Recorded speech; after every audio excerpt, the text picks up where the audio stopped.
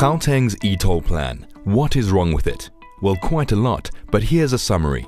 In 2004, the need for Gauteng's Freeway Improvement Project, abbreviated as GFIP, was planned to deal with the increasing congestion on Gauteng's freeways. A normal decision that authorities take to keep pace with a growing economy. It had to be done, and no one bemoans this fact. The question is, how does one fund this freeway upgrade? Normally, this kind of social infrastructure is funded using society's taxes.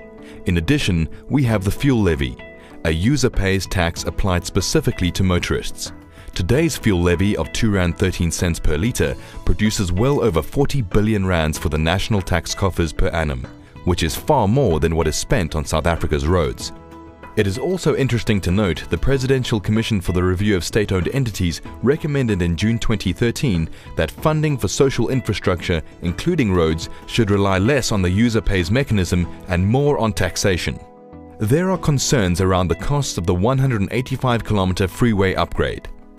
In 2006, SANRAL estimated it to be 6.8 billion rands, but which some 5 years later, by 2011, cost them, or rather the South African citizens, over 20 billion rand.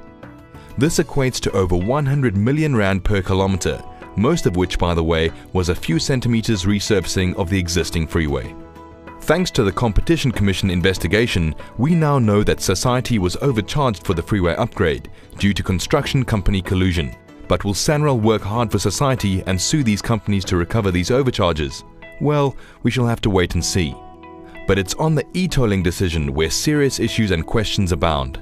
In October 2007, as part of its legal requirements, SANRAL conducted a dismal and meaningless public engagement program, largely consisting of one unclear advert placed in 6 newspapers in seeking comment from Gauteng motorists. It was so poor, they received only 28 responses from over 3.5 million motorists.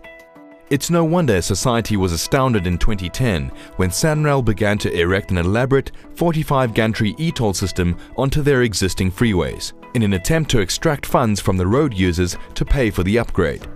In 2009, the tender for the collection and management of the eTolls was awarded to the electronic tolling company known as the ETC joint venture, which, by the way, is effectively 85% owned by European-based Caps Trafficom. Their tender of 10.1 billion rands reflected, amongst other things, a cost of 8.4 billion rands for the operations and maintenance of eToll collections through the management of the Transaction Clearinghouse and Violations Processing Centre, this being for a 5-year period whereafter the tender goes out again. That is a lot of money before 1 rand goes into the tarmac. That's also a lot of extra roads, schools, clinics and other social infrastructure we could have built with that money. Caps Trafficom themselves publicly announced in June 2013 that they will earn at least 670 million rand per annum from Gauteng's eToll revenues.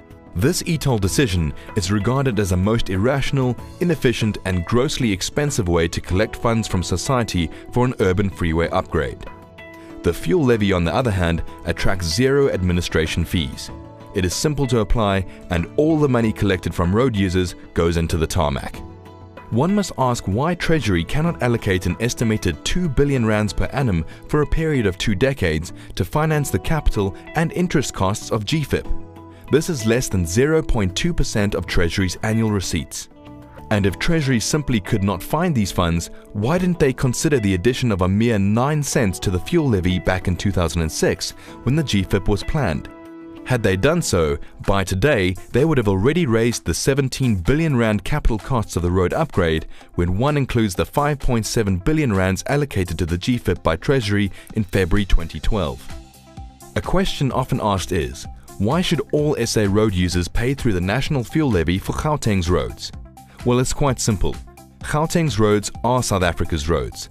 The entire country benefits from the efficiencies and tax revenues generated through Gauteng, the region that produces almost 40% of Treasury's receipts, yet they receive less than 10% thereof for Gauteng's needs.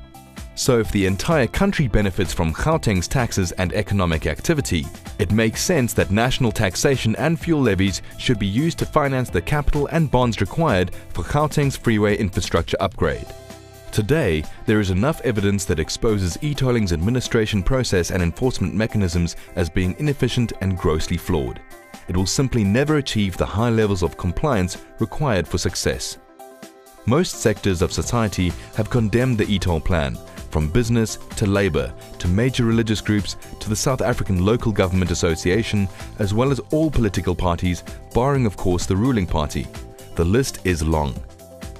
Today, SANRAL have missed 5 eToll launch dates, wasting years of time, money and effort, trying to implement a most cumbersome, unpopular, unenforceable and virtually unworkable system.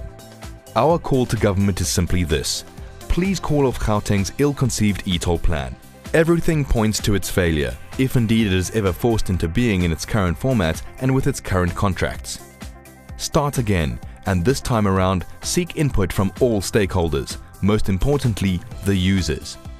Together, we can find a solution to raise the funds in an efficient manner and from a willing society. Together, we can get SANRAL's credit rating back to where it ought to be, and we can get SANRAL back to doing what they do best, building roads for the country. And we can all get on with our jobs of building a nation whose prosperity ought to be far greater than what it is today.